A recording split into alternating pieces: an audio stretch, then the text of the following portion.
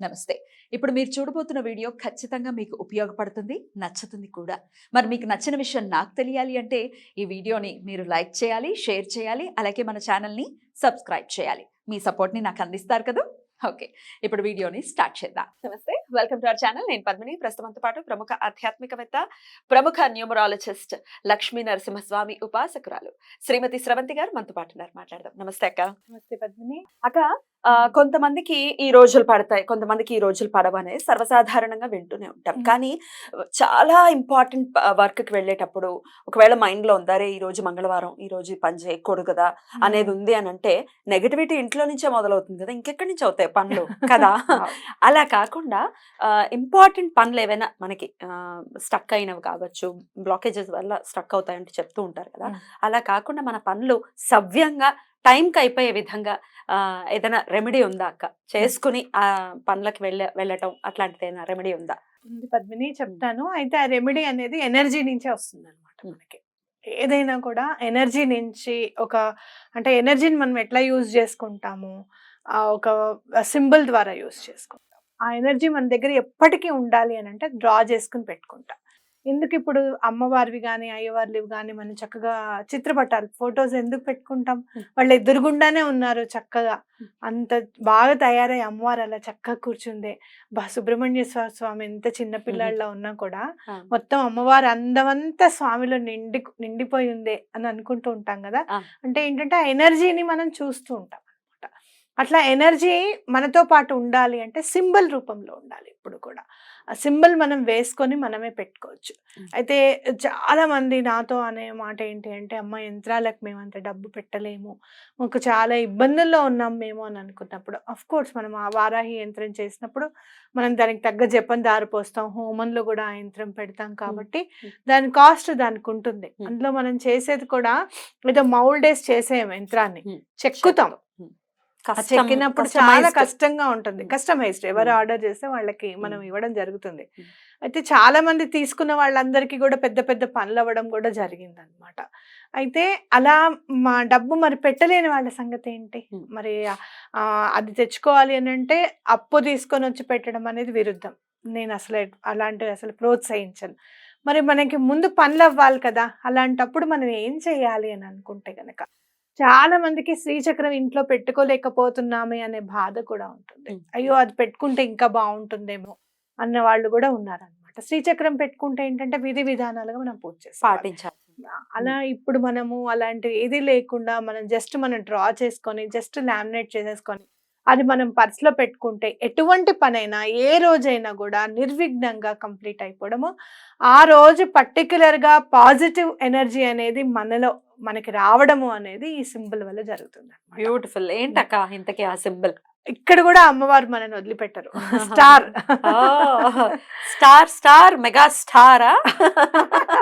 Powerful star. Definitely powerful mega star లాంటి remedy అయితే చూపిద్దామా? క్లోజ్ లో చూపిద్దామా? చూద్దాం. క్లియర్ గా అర్థమవుతుంది. Close please. అక్క, బ్యూటిఫుల్ స్టార్ చెప్పాలి. చక్కగా స్టార్ స్కేల్ తో మంచి చక్కగా వేసుకోండి. స్టార్ చాలా ఈజీ వేసుకోవడము.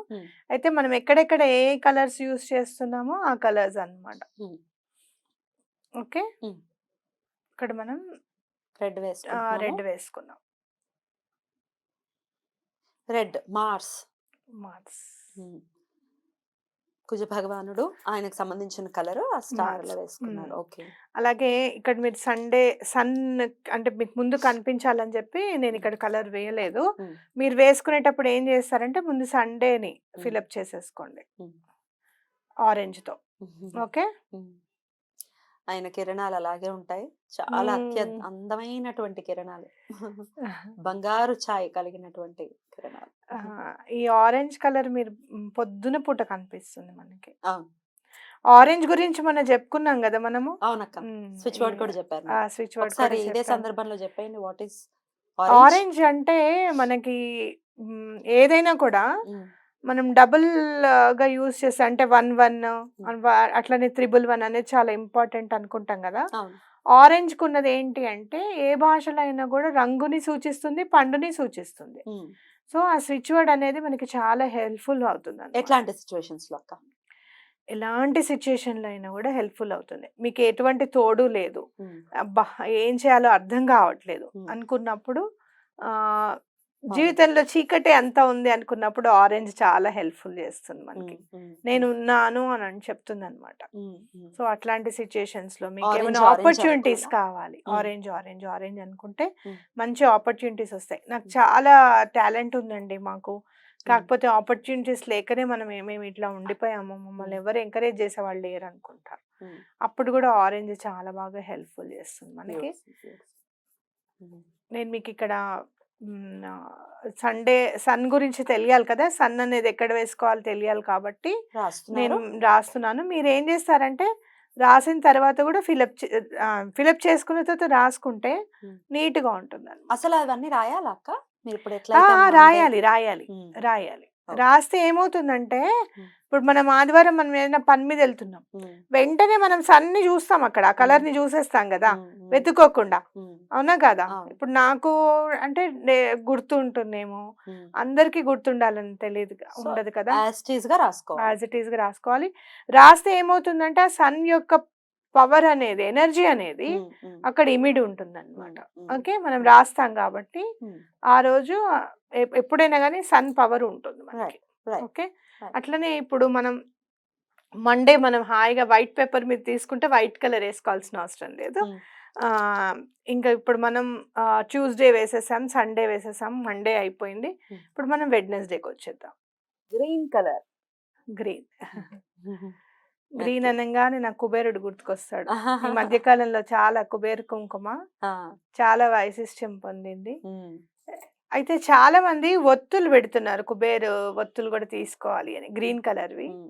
చక్కగా నేనేమంటా అంటే మన దగ్గరున్న ఒత్తులే ఆ గ్రీన్ కుంకుమలో అద్దేస్తే నలిపేసేస్తే చక్కగా గ్రీన్ కలర్ వచ్చేస్తుంది. పెట్టచ్చా అక్క అట్లా? చక్కగా పెట్టొచ్చు. Hmm. హాయిగా పెట్టుకోవచ్చు. ఏం Beautiful. ప్రాబ్లం లేదు. Beautiful. Okay. Right. Here comes Jupiter. My మనకి ఫేవరెట్. యెల్లో.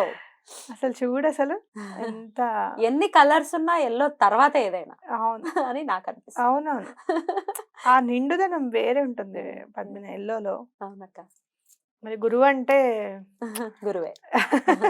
భగవంతుడితో సమానము. ఆ ఒక్కొక్కసారి భగవంతుడికి కూడా గురువు ఉండాల్సిందే. అవును. అటు చూడు రాముల వారికి లేరా గురువు, కృష్ణుడికి లేడా అనుకుంటే. అవును. హ్మ్. కరెక్ట్. ఇది వీనస్ కి సంబంధించి పింక్. ఈ పింక్ వీనస్ కి సంబంధించి మీకు చక్కగా ఏం గుర్తుకొస్తుంది పింక్ చూడంగానే మనకి? తామర పువ్వు గుర్తుకొస్తుంది. అమ్మవారికి కూడా లక్ష్మీదేవికి కూడా తామర పువ్వు అంటే ఇష్టము. కాబట్టి శుక్రవారం నాడు మనము పింక్ కి ఇంపార్టెన్స్ ఇస్తాం.